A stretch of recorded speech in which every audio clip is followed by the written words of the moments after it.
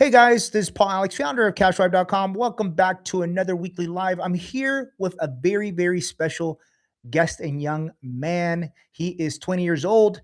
It's January 28th, 2026, guys. This will be going on YouTube. So make sure to subscribe, follow, and share this with a friend. This is game changing information coming from a 20-year-old entrepreneur that has been able to scale his credit card processing business. And if you don't know what credit card processing is, guys, you will find out today. Okay. It's one of the best industries that you guys can actually invest into to go ahead and build true sustainable residual income. Okay. Victor, welcome to the live, brother. Hey, Paul, thanks for having me, brother. Dude, I'm excited. You're going to be my co-host, dude. Okay. So Let's do it. let's have a good time doing this. All right, Absolutely. guys. So as you guys heard, Victor's going to be with me for the entire hour. So the three lessons that we're going to be jumping into, guys, is lesson number one, how Victor grew his credit card processing to 20 accounts in 6 months. Lesson number two, the beginner steps he followed to stay consistent and scale. And then we have a switch up for lesson number three, and you guys are going to love this. Today, this morning, we were able to finally put the first ever completely done for you automation program together. That's right. Okay. And we're talking about fully done for you ads, and our team closes the deals for you. So, what does that mean for you if you're watching this right now? That means that we guarantee the first location, your first business owner done for you. Brand new, never before launched ever. So I'm going to give you guys more details about that. It is phenomenal. And we only have 3 slots available for that. So that's at the very end. Okay. But we're going to make all this about Victor adding value to every single one of you guys. By the way, make sure to drop questions and answers down below in the chat, guys. This is an interactive live. We are live, okay? This is not a recording. So we will be reading off of the chat. If you have a question, please drop it down in the chat. All right, Victor, let's go ahead and start with question numero uno, my friend. So tell us who you are, dude. Tell us about your background. So, you guys, if you guys don't know who I am, my name is Victor Garcia. I am currently 20 years old. So, I did start this business whenever I was 19. But before that, I was actually working at a tire shop. So, I was a blue collar worker. I still am. I still get my hands dirty every now and then. But I was a tire tech for my dad's tire shop. I was working 12-hour shifts every day, 5 times a week. And it was rough, right? I mean, it's the blue collar industry. The blue collar industry isn't something easy that you could just get by every day. And I've tried getting into different niches or different side hustles and all that stuff. And I couldn't find anything while I was working my blue collar job. I couldn't find anything that would suit me or that would work and into my schedule. And so I wasted a lot of time and a lot of money. And you guys, time is also money. So I wasted a lot of both. And it was just it was a complete disaster. And almost a year ago now, I actually found the credit card processing industry, and decided to go ahead and uh, risk it for the biscuit, and completely bet on myself. And that's why we're here today. I love that. I love that, man. And like, okay, go back to the day where you actually started. Like, you said that you saw an ad or you were on social media. I mean, 99.9% of the people that are here is because of social media, right? So tell us on exactly what you saw, how you felt. Did you think it was a scam? Did you tell, I know you're married. Did you tell your wife where you're like, hey babe, Yeah. there's this guy talking about credit card machines. It's a scam. I don't know if it's going to work. What was the background behind that, man? Yeah, so the first one was actually ATMs. And Okay. then, yeah, and I was too young. I was 16, right? I was trying to get into the space. I couldn't do it. So a couple years later, I see an ad about credit card processing. I'm like, that's pretty cool, right? And I wanted to get into the space, but I was a little skeptical, obviously, right? You have to be careful. And I was very skeptical, and I did talk to my fiance. It was a little challenging at first, but I knew I could do it. I knew that this is something that I could fit in my schedule, and like I said, I completely bet on myself and just pulled the trigger. Yeah, yeah, makes perfect sense, man. So, you were 19 when you joined, and then did you already have an idea? I know, one of our guys, Vince Conker, he was your first mentor. Shout out Vince if you're watching. But when you talked to Vince initially, did he say like, "Hey man, you got to come in with a game plan. Hey, do you have like already businesses that you know that can take advantage of this?" What was that initial like, I guess, interaction with Vince Yeah. when he was first talking about the business? So at first, it was a little intimidating, but I did have a little bit of a network, I guess you can say, like business owners that I knew that could benefit from this, Mhm. and I knew automatically. I'm like, okay, I know a lot of business owners. My dad Mm, also knows a lot of business owners, and I'm like, okay, this is going to be something that I can definitely benefit and that I can help the community with, and spread my name and do that, do all sorts of things, right? yeah. Yeah, no, absolutely. And go into a little bit more detail, man. Like, let's say, for example, let's say if you're my mentor, okay? I'm a brand new, I'm super green in the business, and I'm like Victor, like I want to build a network like you. What would be a piece of advice that you would tell a beginner, man? Absolutely. So are you saying, like, in the space of credit card processing, Hey, man, yeah. I mean, we're talking about credit card processing, right? absolutely. So absolutely. So a way I would explain it was, first figure out the technology and then stay basic. Keep it basic. Keep it very, very basic. What I mean is, don't go around and looking for these big machines, the POS systems. No, stick to Mhm. basic. Stick to basic, learn the basic, and then learn how to speak to people. Okay. And what do I mean by speak to people? Learn how to interact and not be a seller. Learn how to Yeah. actually be, how do I call it, an asset. Learn how to be Mhm. an asset. So how can you be important to them, right? So that's going to be the mindset that I would tell you to have. And just to like clarify, a lot of people nowadays, especially in the restaurant industry, they already get a lot of salesmen in there. So what you Mm, can do is, instead, whenever you have time, go to a restaurant. And I don't mean go to a fast food chain like McDonald's. Go to mm, a mom and pop shop, sit down, eat, and then shake the owner's hand. Shake the mm, owner's hand and build connection. Don't go in there selling. Go in there and build a connection, build rapport, build trust, etc. I mean, the list goes on. You need to establish trust in everything in business. And if people like you, a lot of people will work with good business. yeah. And that's just one of the ways that I would tell you to get started on the business, is learn how to talk to people and learn the technology. That's just the start. Were you always, I guess you could say, open to meeting new people? Where do you think that comes from, man? And it's probably like a deeper question that I'm asking you, because a lot of people, they fear the unknown, right? And when I talk to a lot of beginner entrepreneurs or anyone who is not familiar with doing a business, they're like, dude, I don't know. I don't know if I'm confident enough to talk to people. So where do you think your confidence came from? Definitely my dad. My dad is a big talker. Mm, My okay. dad is a big talker. I'm telling you, he will talk to you about one little thing and talk to you about it forever. But definitely from that, I seen my dad sell tires before. That didn't Mhm. mean I had sales experience. He didn't teach me, but I seen it. I seen it. Like, he built trust before anything, and Mm, he built a connection.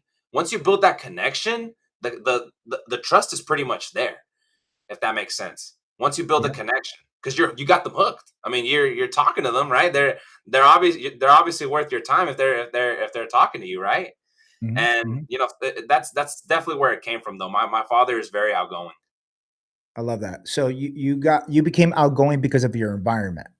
Yes, sir. I love that, guys. Guys, how many of you guys in the comments are introverted? How many of you guys in the comments are extroverted? Go ahead and comment below. I'm very curious. If you guys truly want to know what I'm introverted. Believe it or not. I was having a conversation with a brand new client about an hour ago. And he goes, "Man, Paul, I got to get as good as you and your team to go ahead and start talking in front of people. That's the only way I'm going to be able to do this." And I'm like, dude, we all start from somewhere, guys. Absolutely all of us. We start from ground zero. Okay. So what you guys see here with Victor, I mean, he's 20 years old. It's great. He's super young. But Victor had to go through a journey. Since he was a little kid, he saw his dad in business selling tires, knowing how to form relationships, knowing how to talk to people, knowing how to build rapport. So if right now you guys are overthinking it or overanalyzing talking to people, don't beat yourself up. There's a lot of introverts in the comments, and that's fine. I'm there with you guys. But you guys have to understand, you have to get out of your comfort zone. You have to get uncomfortable to get comfortable, right? That's right. Victor, what was the most uncomfortable thing that you had to do in the very beginning to be where you're at, man? Man, that's an easy one. And the reason I say easy is because the hardest thing was starting, because you're a newbie, right? You're just starting out, man. You haven't yet you haven't actually seen the action yet, which is talking to people. And I mean, it's pretty plain and simple. It was definitely starting and trying to talk to people, if that makes sense. And I was used to talking to people already. If you talk about tires, I'm good, right? But if you're talking to me about something that I'm barely learning, right? I'm gonna be like, oh, well, yeah, yeah, right. It's gonna be a lot of us and all that. Yeah. Yeah. No, absolutely. And that's very understandable, brother.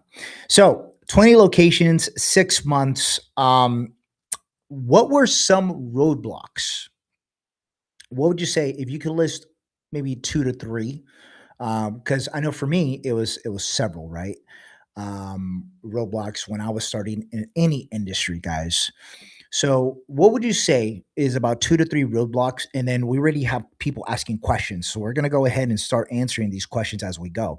But Sure. answer this question first. What were two to three roadblocks that you would say you had to face to get to those, your destination of 20 locations? That's tough, because there's a lot of good ones out there. Um, I would say taking action is one of the biggest ones. Taking action, and instead of trying to, like, how do I explain it? Instead of writing everything down and then making a plan, like, I don't know how to explain it. Like, So, are you saying just executing, taking imperfect action that's instead right, of that's right. getting So stuck and instead of trying to be perfect, because I was trying to be perfect. I was trying to be perfect. I was trying to get everything down to the nail to the coffin, and it wasn't. That's not how it is. You So have so so explain what do you mean by being perfect? Because there's a lot of people here that have different strategies. There's a lot of people here that they already have an idea of what they need to do, but maybe that might be a mistake that you are doing. So, yeah. explain to us what you were doing when you say I was trying to be perfect. So what I mean by I was trying to be perfect is I was trying to get everything down to like down to the wire, right? Like everything, like the whole way to talking to people, learning everything about machines, like terminals, the everything, the whole POS systems. And no, you have to you have to execute, you have to go out there and then also speak to people so you can learn along the way. Because then if you just if you just try to learn it right then and there, you're not gonna. I mean, it's not really gonna be a lesson learned if that makes sense. It's not really gonna stick to you until you learn it, until you see it. If that makes sense. So are you say would you say you're the type of entrepreneur that learns from real experiences compared to, let's say, watching a video, reading a book, listening, or somebody giving you instruction? Absolutely. I feel like if I go through it, I'm gonna absolutely see what's going on, how I could have done better, what I could have fixed, and how I can execute the next time. Okay, that makes sense. Yeah, we have Sean saying on the job training. Yeah, I agree. It sounds like, hey Yeah, man, you're the right fit for on the job training, man. on Which hands, same on hands. same thing with me, man. Okay, cool. So let's answer a couple of these questions as we go. All right, what were the locations? Did you stay with one specific business type? So not necessarily what I well, that's not true. I stuck with restaurants because I like to eat. So the way I did it was I also stuck with my ethnicity. So I'm Mexican. So Yep.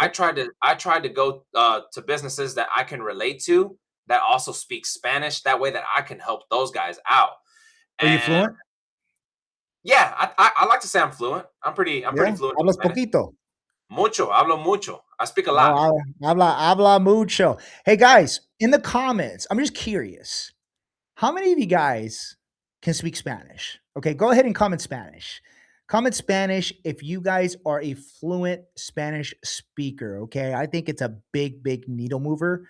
I have one of my other clients. He's a rock star. We actually interviewed him last week. He started implementing teaching people how to speak Spanish because it's needed in merchant services, right? And then Victor, you're based out of Texas, right? Yes, I am in Texas. Yeah, guys. So for all my Texas residents, a big shout out to Texas. But yeah, I mean, there's quite a bit of Spanish Yeah, speakers in Texas, so it's yeah, very importante, right? Just like mucho. California, guys. So if you guys need help, I'll drop a link just here in the next few minutes as we go along with this interview. If you guys want to actually join Michael Durham's Spanish Made Simple community. It's a free community, guys. And he shows you extra love if you're coming from the Cash Wipe community because he is a Cash Wipe member as well. Okay. Well, anyways, sorry to interrupt you, brother, but Oh, go you're ahead, good. man. You stuck with restaurants. You stuck with people that speak Spanish because you're building foundation that way. What else? And I mean that pretty much sums it up. I stuck with my ethnicity, Spanish, um, food because I love food. Obviously, who doesn't, right? Um, and yeah, I mean also the people that I personally went to a lot because they a lot of them already kind of knew me. They're like, oh, this guy again, right? Get it, man. He wants to eat, and they pretty much knew who I was. That's what I would say though. I targeted my what I know, if that makes sense.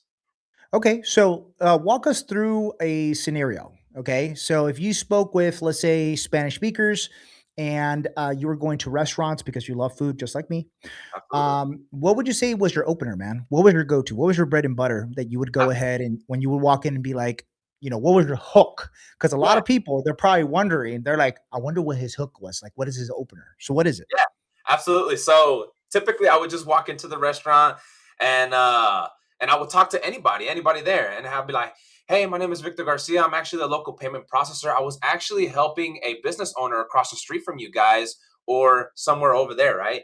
And I just wanted to know if the business owner was here by any chance, and or even the bookkeeper, right? Because the bookkeeper like knows the numbers, and then usually start talking and then start discovering a little bit, and then usually I don't speak to the owner right then and there. I usually have to dig deeper to get into the owner, if that makes sense. But that's I guess you can say that's kind of my opener. Were you looking to dig deeper into that?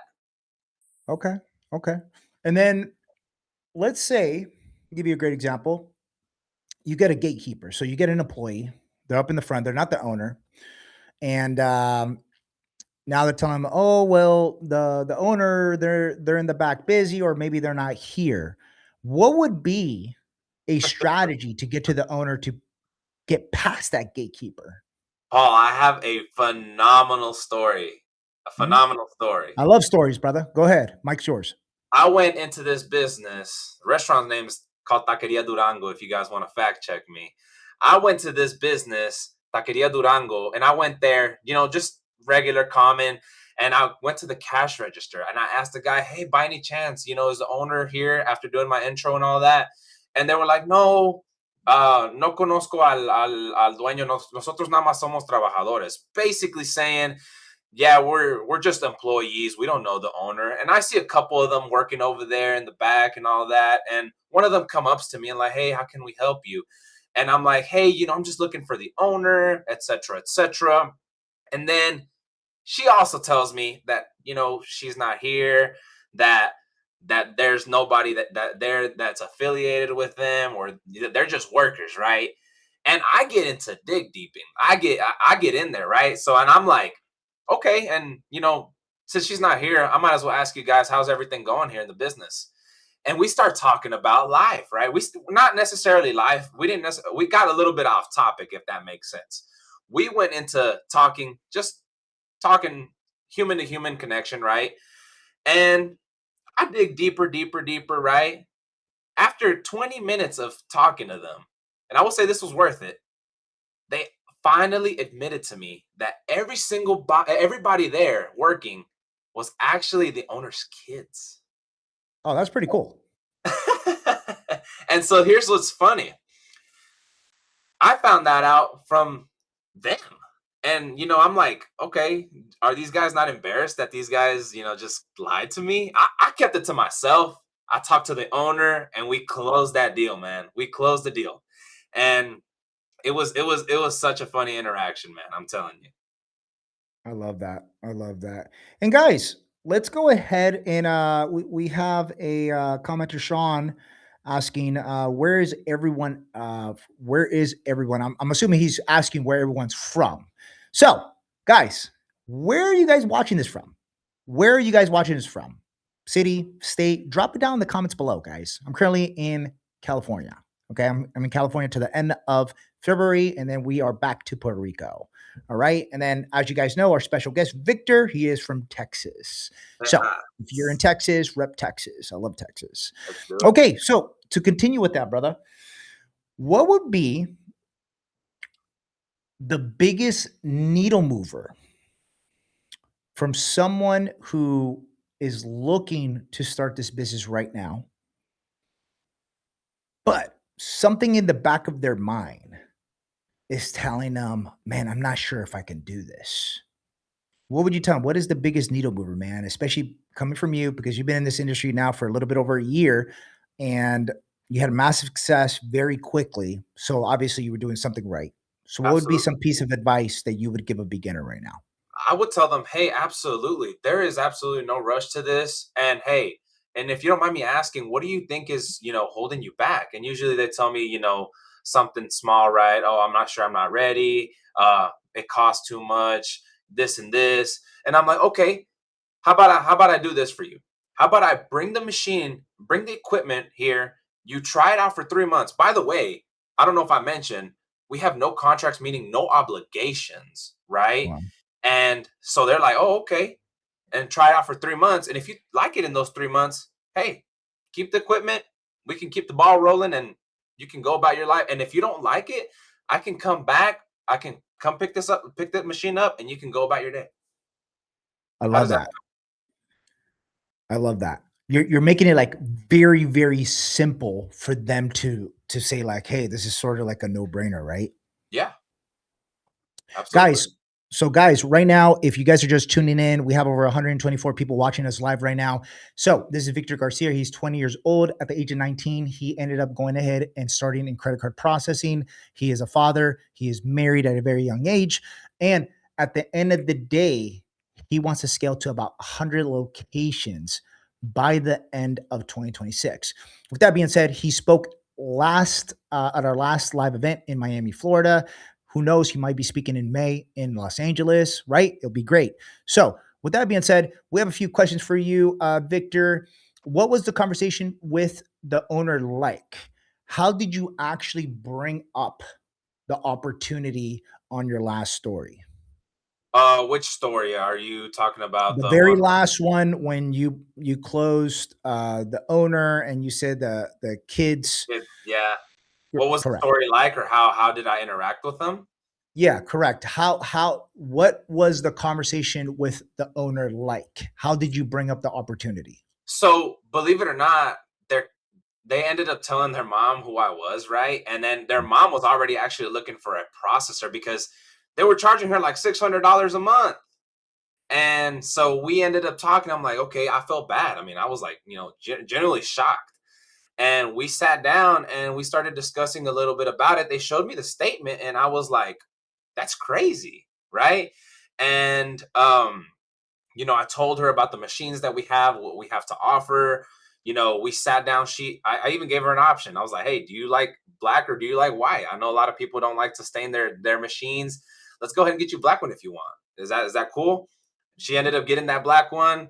We went ahead and closed everything, and everything was paid. I love that. I love that. What would you here's a great question. If you could go back to that same day where you closed the deal, what would you have done better? I would have brought a water bottle, man, because my throat, I kid you not. I was parched, man. After talking to them for a while, man, I was parched. But anyway, on a serious note, I would have definitely I think I would have gave them a little bit of a free trial. Yeah, I think they deserve some how do I say, some gratitude for spending all that money, man. I felt bad. I kid you not, especially because that lady. I mean, she kind of spoke to me. I mean, it was like if I was talking to my own mother. yeah, yeah. No, it's good, man, and it seems like you know how to build the relationships, which is phenomenal. Okay, so here's a question from Irina Fleming. When they enroll and sign an agreement, but not contract, sort of confused on what you just said right there, Irina. When will they see the difference? So what I'm assuming, okay, correct me if I'm wrong, Irina, is you're asking by the time that the business owner signs the agreement and they go in underwriting, right? How long until they actually start seeing the difference based on your experience, Victor? What do you mean seeing the difference? Like already Well, experienced? you're switching them from traditional processing to cash discount. When do Yeah. they start seeing the difference, brother, from the time that you submit their paperwork? So as soon as their equipment arrives, I mean, pretty much immediately, because every Yeah. time every Simple time they're answer. I love it. yeah, they're pretty much saving as soon as they get rid of that old processor. As soon as you get that new machine, you install that machine there, you coach them on whatever they need help on, and then they start processing. They start saving money just like that, because Yeah. every single swipe that they're making on that other credit card or on that other card machine is charging them a fee to the owner. They charge it every time it's being used.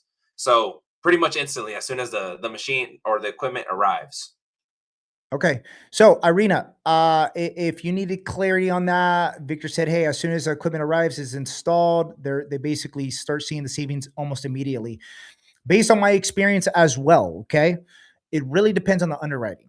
All right. Once you guys submit an application, just because it looks good on paper and the owner's like, hey, we're squeaky clean, you never know what you might encounter once it goes underwriting and the application process is getting processed through our processor Paybotics. And they might find something that they're not telling you or they're not being truthful with, right? At the end of the day, you can't go ahead and just take their word for it. You want to go ahead and plan for the worst, but assume the best. So, then a day could take a day, it could take 2 days, it could take a week. Just let them know, hey, this is the process. We're going to submit the application. It's going to go through underwriting. And if everything goes smoothly, we should be able to do it under a week. If not, I will let you know. It is your guys' job and duty as a business owner to communicate. Okay. Become a master communicator, guys. Okay. If you do not understand that, you will learn fairly quickly. All right. All right, guys. Great, great, great question, Irina. Okay, on to the next. This is fun, right, Victor? Absolutely, I'm ready. Let's go. Okay, so um There's a lot of questions here. Okay, so we got Ray. Welcome to the live, Ray. What are the startup fees? Now, startup fees for the business owner, startup fees for Cash Wipe. What are you referring to, sir? So, if you're referring to Cash Wipe, it is a 4 to 5 figure investment based on your tier. Okay, so we have different tiers for different folks. If you're more proactive, then at the end of the day, you can start with our minimal tier, okay, which provides you with the basics. If you don't have as much time and you want more of a done for you, done with you aspect, then we have a different tier for you. Okay. As far as terminals, after you sign up with CashWipe, guys, and you get wholesale pricing on the terminals, terminals start as low as $230 and up. You got POS systems that are $1,000, $1,500. It really depends on the system that you are trying to match with the current competitor so you can get them out, and you want the system to be the similar or the same with what you are replacing. At the end of the day, what the customers are valuing, guys, and Victor knows this very well, is they're valuing how much money you are saving them. That's it. That's It right. doesn't matter about the tech, guys. Okay, it doesn't matter. That's why Victor, in the very beginning, he had said, hey guys, make sure that you don't worry about the tech as much, just the basics, because there's so much. There's so much, guys. I get anxiety when I try to think about it, right, Victor? You get Yeah. anxiety, dude. So you're not going to learn everything. You're Yeah. not. But you got to learn how to communicate with your prospects. That's going to be the biggest needle mover here. And then the last question, what makes CashWipe POS systems, okay, point of sale for my newbies, Yes. and terminals different from others in the market? Guys, it's not about the tech. Once again, get away from the vehicle. See, that's the issue. People focus on like, okay, well, here's the vehicle. This is what makes me special. No, guys, no. Get away from that mindset. Look at Victor. Look at Victor. Why is it that Victor, at the age of 19, was able to close 20 locations within 6 months? Well, he told you guys, if you guys have been watching this from the very beginning, it was his environment.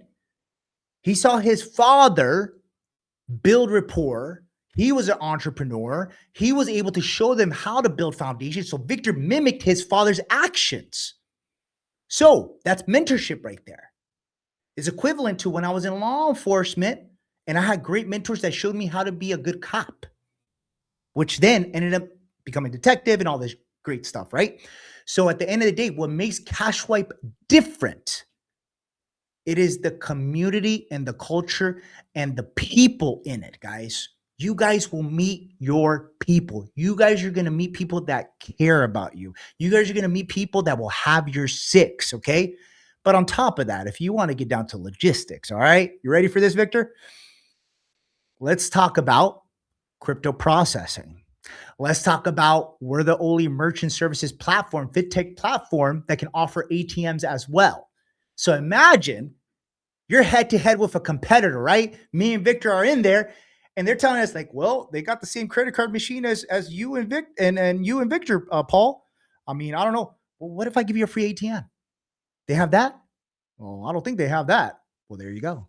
I'll give you a free TM. You make some more money, and guess what? We'll take care of it. How does that sound? Well, sounds pretty good, right?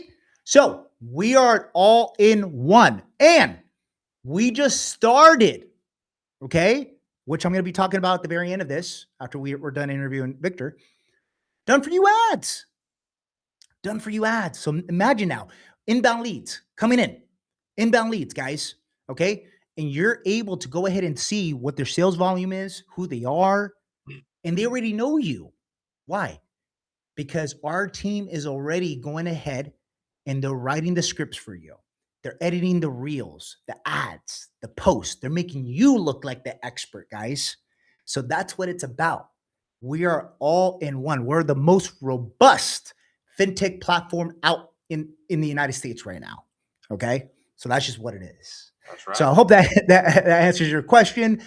And guys, as I see the comments, I think you are the difference from everyone else. It's your connection to the owner and treating them like fire.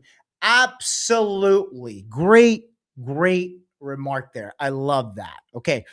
Victor, how often do you check in with clients after you close? Um, Typically maybe once or twice a month, maybe. And then, actually this past on December, I decided to get everybody some popcorn just to say thanks. And it's really nice. It's really good to do that. And I seen Jackie was doing cookies for her clients, and I'm like, that's awesome. You And got to. it's really good to give back to somebody that has helped you out as well. So it's Oh, it's yeah. it's pretty good. It's pretty good, and yeah, about maybe 1 to 2 times a month. Yeah, Especially during the holidays, guys. You got to show them that you care, right? absolutely. Yeah. Be That's different. what it's about, guys. Be different. It's not about the money, right? It's you got to show up and be different. And it's not hard to be different. Yeah, it's not. It's really not hard to be different, guys. Sending a box of chocolates, sending something over everyone else who was not going to send anything says a lot about the effort that you are willing to put, even if it's very minimal. Okay. And people notice. All right. So, what was the monthly revenue on that deal, the last deal that you were talking about, Victor, with the restaurant? I believe it was, if I'm not mistaken, I think 220 a month. Okay. Yeah. 220,000 guys on volume, let's say on average 3%, right? Was it cash discount? No, I meant to say, like, oh, you meant like what they were processing. Correct. Yeah, so they were processing like 15. Oh, okay. 15,000. Okay, guys, 15,000. Yeah. It's still an account. Yeah. This is what I tell people, especially beginners. People want to go, dude, I want the big accounts, Paul. I want the 100,000 accounts. I want the $1 million accounts. And I'm like, that's cool. You could do it, but you got to build the skills first in order to close those type of deals, guys. You got to build the skills first in order to close those type of deals. Okay. So, in the very beginning, talk to everyone. Yeah. Talk to everyone. Why? Because you never know. There are people that you guys will close that are probably making you $100, okay, in residuals a month. They can refer you to a family member, a friend who is processing 200 grand, and you'll make $2,000 from it. And it's just because you were willing to go ahead and do business with that account that was making you $100, right? And Absolutely. plus, when you look at it, look at the ROI. Even if you're making $100 in residual income from an account, what, a standard POS system from Valor, a VL100? And I know for all my beginners and everybody that's green, you guys are probably like, what the hell did he just say? But standard terminal, guys, those, we get them for like $230, $250 a pop. So you got to think about it like this. If you're buying it for 200, $250 a pop, you're making your ROI back in 2.5 months if an account's paying you $100 in residual income. Where have you guys have heard of any business that you're getting a full 100% ROI when you're buying overhead expenses to start up an account? Unheard of. Unheard of. Okay. That's why it's such a great business model. Okay. Okay. So let's go on to the next question. And sorry, guys, I'm going to start going through these questions because we are running out of time. So let me scroll all the way to the bottom. Okay. I understand it's about the culture and community that makes clients want to work with Cashfly, but since it is about them saving money from other processors, do they not pay any fees? Or if they do, is it monthly? Yeah, Sergio, I broke it down, brother, respectfully.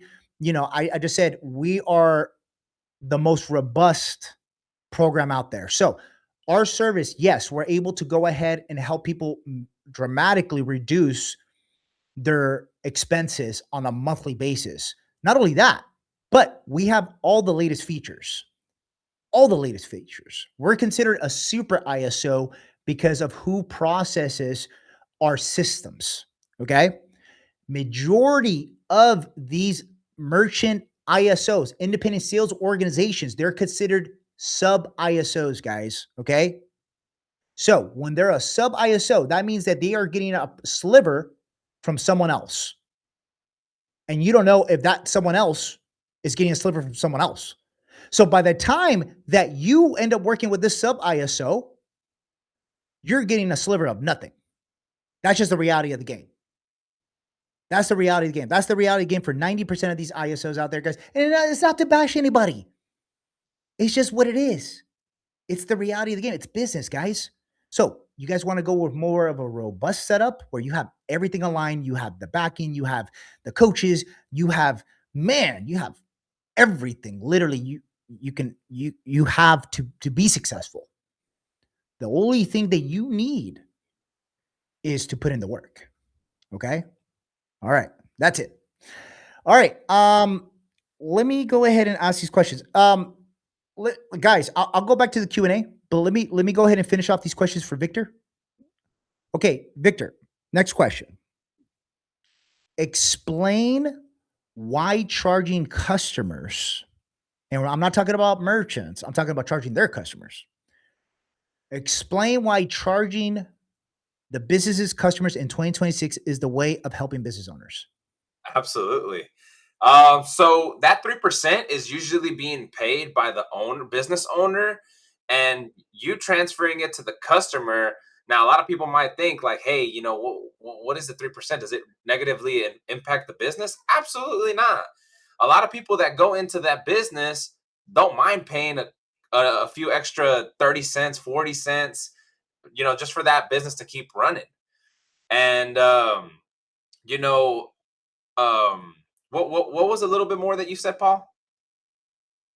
Kind of got lost Explain in the why thought. charging, that's okay. Explain why charging customers in 2026 is the way of helping business owners. Right. And it also, so let's say that they were paying that 3%. A lot of those business owners are paying, at the end of the month, they're paying like 600. I've even seen some business owners pay $1,200 a month. And it's actually crazy. Now, and all they have to do is really pass down the fee to the customer, and it's just a quick, easy fix, and they pay $0 on that. And every month they're gonna get a statement saying, hey, they didn't pay anything. They didn't pay anything. And it's just their customers paying a little extra convenience fee. A lot of people, or a lot of customers, they don't mind paying that extra fee if that means that their favorite restaurant stays in business because they're saving money, if their favorite mechanic shop stays in business because they're saving money. They don't Right. mind. Absolutely. They don't mind at all. I love that. I love that. And guys, I get this questioned all the time. They go, well, Paul, isn't that isn't that sort of shady that you're charging the customer more money, especially when the economy is the way it is? Let me give you guys my perspective on this. Okay? My beliefs is I am for business owners. I am for business owners. Why? Because they're the ones taking the hit. And that is something that you guys have to understand. If you're looking to get into this business, you have to be for the business owners. You can't be scared to go ahead and explain to the business owners, to tell them, hey, if you're paying overhead expenses and you're still paying the fee to the banks or these larger processing companies like Clover, like Square, like Toast, right? Because they have billions of dollars that they're spending on marketing. That's why everybody thinks that they monopolize this industry, but it's not true, guys. See, the smaller ISOs who know how to formally build relationships and it's able to articulate with their local markets, you guys are able to easily win locations from these bigger competitors. Why? Because you're actually helping the business owner put more profit back in their pockets. That's it. It's a very simple concept. Okay. Now, the biggest limiting belief that a lot of people don't understand with this business is that they go ahead and they say, well, Aren't the business owners going to lose customers? Let me ask you guys a question. Who can answer this question in the chat? And Victor, don't cheat, bro. What big incident happened in 2020, guys, that changed the world? Can somebody go ahead in the chat and tell me what happened in 2020? Okay, COVID. Yeah, exactly, guys. Super easy, right? COVID. No, it was true. COVID changed the world. Absolutely. It changed the world for good, for bad, and all that. Just a lot of people made money. Here's the thing. COVID opened the floodgates for this type of opportunity. Okay? Open the floodgates for this opportunity. Why? Because there were companies like Uber Eats, like Instacart, any third party app that acts like a broker that takes a percentage off of going ahead and injecting themselves where there's cash flow.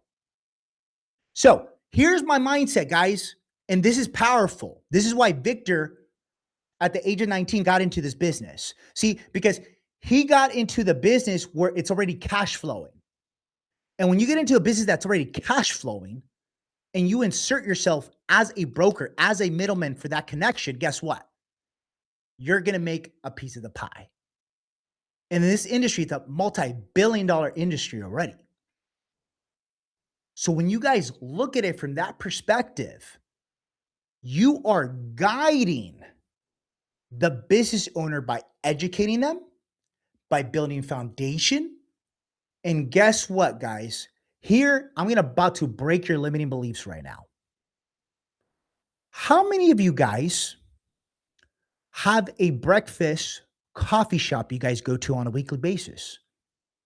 How many of you guys have a favorite coffee shop that you go to? How many of you guys have a gas station that you guys go get your gas at? How many of you guys have a liquor store that you guys go to on a weekly basis? How many of you guys have a hair salon that you go to on a weekly basis? How many of you guys have a mechanic that you've gone to through years? See, the biggest thing that opened my eyes when I joined my business partners, who are also my mentors, who have been in this industry, and they're also the mentors of now Victor, Robson, and John Sarabia. They've been in the industry for 22 years, guys, and they're based out of West Hollywood in Los Angeles. Is that they told us, look, dude, if you already formed relationships by utilizing the services of restaurants and other ancillary services, you are leaving so much money on the table just in your local neighborhood by not helping those business owners save on overhead expenses on their credit card processing fees, guys. And just imagine, for example, if a liquor store was to do $100,000 in sales volume, okay? On average, they're getting charged that 3%. That 3%. Jake, that's crazy that, oh, you're Jake Sarabia. Man, I'm about to tell John Sarabia he got a son out there. That's pretty cool. But to go back to it, imagine on average, guys, you save them the 3%. And let's say with cash right, because we pay the highest residuals out there, you're able to get an average of 1%. So that's $1,000 in your pocket. Now, is that the average account you're going to get? No. And I got the man right next to me, my co-host, Victor Garcia, 20 years old. He just told you a story where he closed an account and he's proud of it, but the account did 15,000. That's $150 on average that he's going to make, right? He said $100. Oh, that's cool. Still, a close is a close. A close is a close. Okay? So the way I see this, how many of you guys have 10 businesses that you personally utilize their services in your city or town?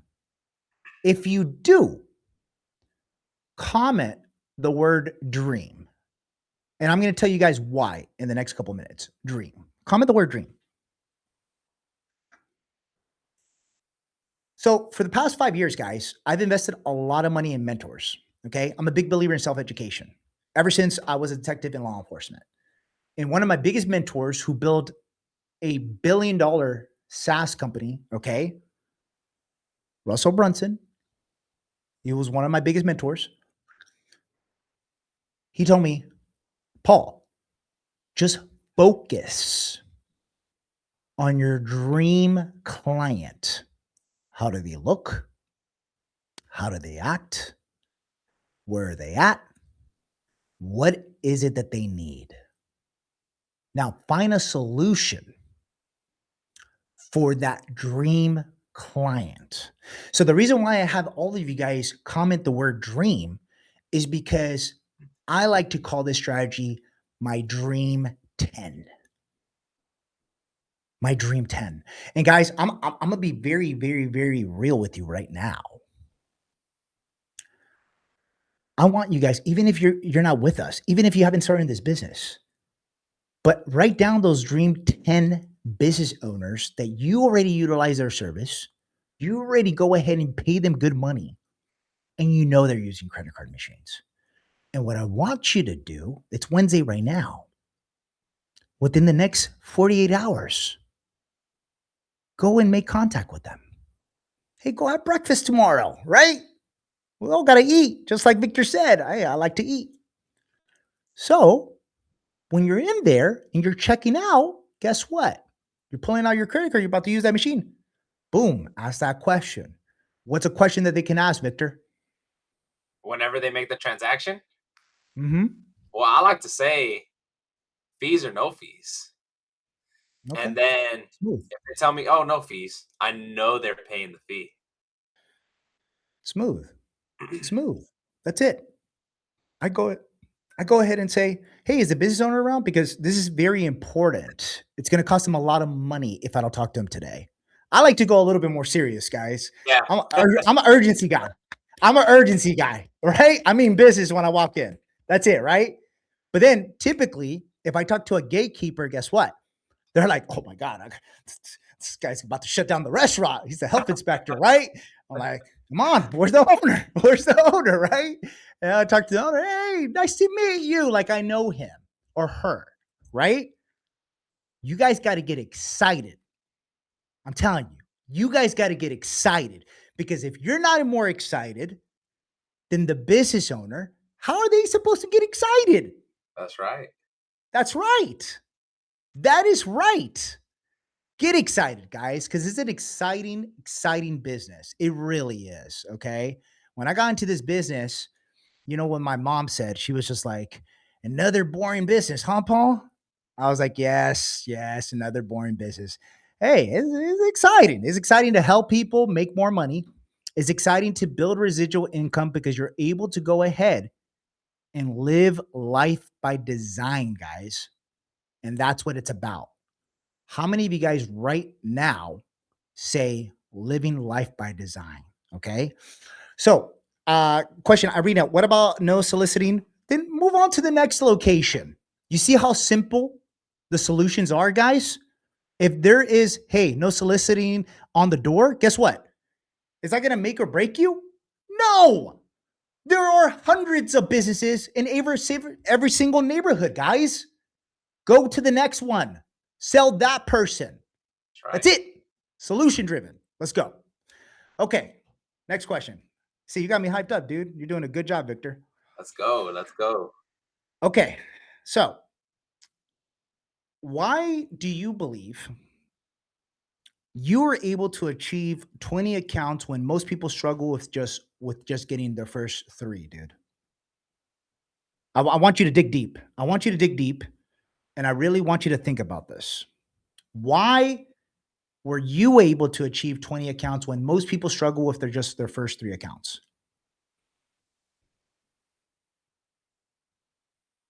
I had everything to lose. Mm. I mean, just Break it down. Break it down, man. I had everything to lose. Whenever I started this business, I had a toddler. I mean, he was still a baby. I mean, he's still a baby right now, and I had my fiance, and I had to prove a point, and not just to them, but to everybody doubted me. Everybody saying, "Oh, all your niches fell, all your other side businesses fell. Why is this one any different?" I'm like, Mm, "Okay, mm. I got a plan this time. I got a plan this time, and I'm gonna absolutely execute it." And this time, I invested in myself, and I had to prove to everybody wrong. I had something to prove to myself more than anything, and to provide for my family, because nobody Mm. else was gonna do it for us. I wasn't gonna live at my mom's the rest of my life. I had to move on. Yeah. No, absolutely. That's deep, man. I love that. I love that. How many of you guys let me ask a deep question for everybody that's watching this right now. Okay?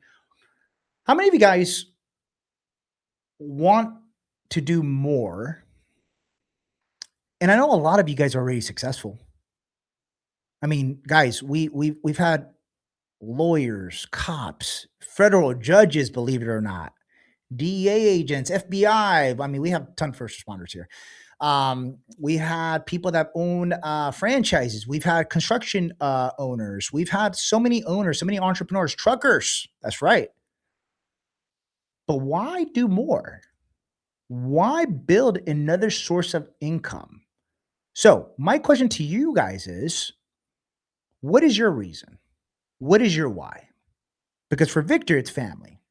For me, when I started this a long time ago, I don't want to age myself, it was to retire my mom. And I was able to do that. Right. And then I moved on to other things. So, what is currently your why? Drop it down in the comments below, guys. I want to really know. Victor wants to know. He's looking Yeah, at the chat right now. I'm looking right now.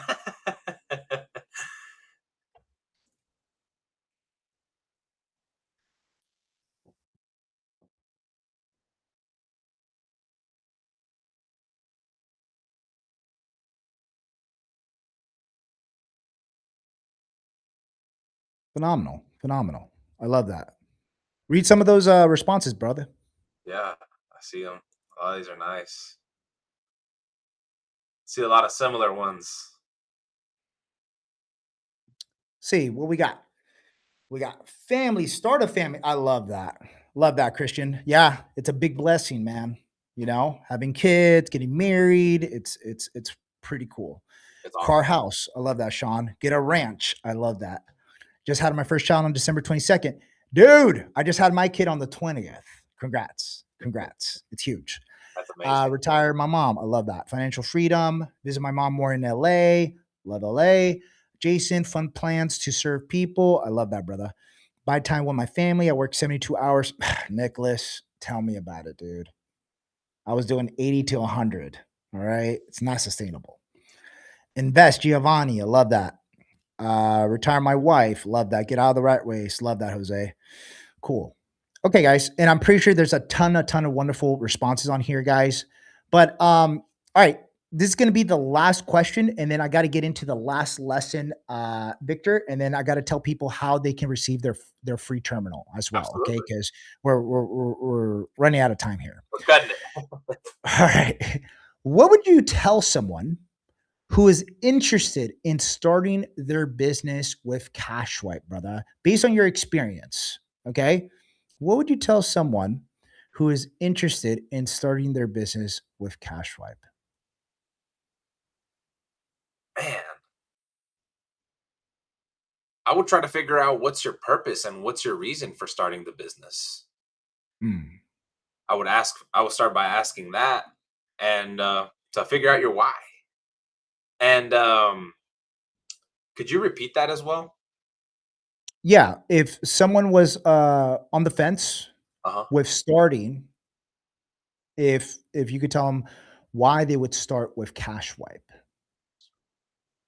Okay. Man. Um, I would ask them what's stopping them from joining. Like if You're you like want, you're like me, brother. You're just black and white. You're just like, bro, why not? right? See? Okay. And I love that. I love that. But very honest answer, man. That's just the way it is, guys. Yeah, He's just saying, but why not? Right. So, right. guys, if you guys have any last questions for Victor, or you have more continuous questions for Victor, guys, he's actually part of our community here in Residual Income for Beginners. Shoot him a DM. Okay. He did a great job. Victor, thank you very much for being a part of this, guys. Now, where are you going to be at before June? How many accounts, brother? June, June of this year. June. Okay, man, it's that's a tough one, man. I'm living pretty easy right now with the residuals. Mm-hmm. uh, Mm-hmm. man, I'd probably hit my 30 or 40 at least. Because I'm Okay. very close to I'm very close to my 30. I'm very, very Okay. close. And I want to set realistic expectations as well. I love that. Guys, did you catch that? I want to set up realistic expectations. Okay. And that's real. I always tell people, they're like, dude, how did you get this success so fast? I was like, this wasn't fast, dude. It takes time. It takes time. I always tell people this: focus on your first small win, guys. That's it. Because once you get the first one, once you get the second one, once you get the third one, guess what? Now you have momentum and you can build off of that and start building your empire to whatever you guys want. Okay. And we'll have more interviews like this next month, guys. I'm going to try to bring a active sergeant of police who's killing it right now. He also spoke on stage. I'm going to bring on more people that have great success stories, just like Victor. But guys, if you guys want to watch his live speech from Miami, check out our YouTube channel. His speech is actually up on there. Make sure to subscribe, like it, comment. Really good guy. But, anyways, Victor, any last words of motivation before you get out of here, brother? Yeah, absolutely. Everybody that's watching this, be comfortable being uncomfortable. And absolutely just go for it. I mean, I think that a lot of you guys are just waiting for something to happen. Take action. Take action and get stuff done. But that's got to be the biggest one. I love the saying, be comfortable being uncomfortable. So I had to throw that out there. I love that. I love that. Great. Awesome, brother. Well, you take care of yourself, man. Thank you very much for being a part of this live presentation here inside of Residual Income for Beginners, guys. And we'll talk soon, brother. Take care. Thank you guys.